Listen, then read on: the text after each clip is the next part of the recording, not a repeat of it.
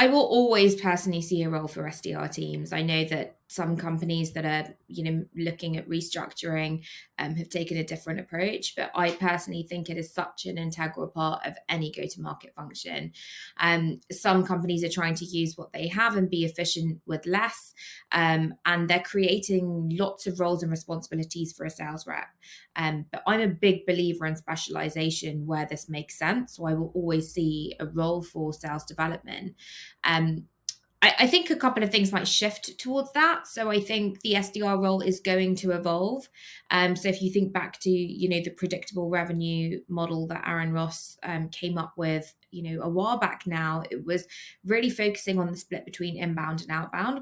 And we've heard how, as an example, Reach Desk have now created an SDR channel role. So I think we'll see new avenues for SDRs to evolve as go-to-market channels broaden.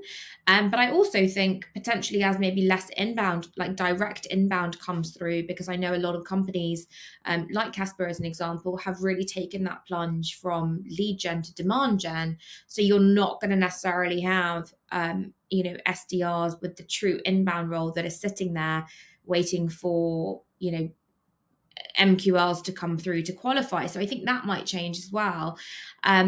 I think SDRs are also looking beyond the AE role, which I know has been the most popular route post sales development. But I'm seeing a lot more sales development reps go into customer success, which I think is a great transition. And I think lastly, one thing I see happening is potentially SDRs being in the SDR role longer. We just talked about how responsibilities might start to expand from just booking a meeting to actually conducting some of that discovery themselves. And that way, I think they would actually gain much more exposure to parts of the AE role earlier on, and maybe stay in that role for longer. And then, you might start to see those career paths and those transition plans evolve as well.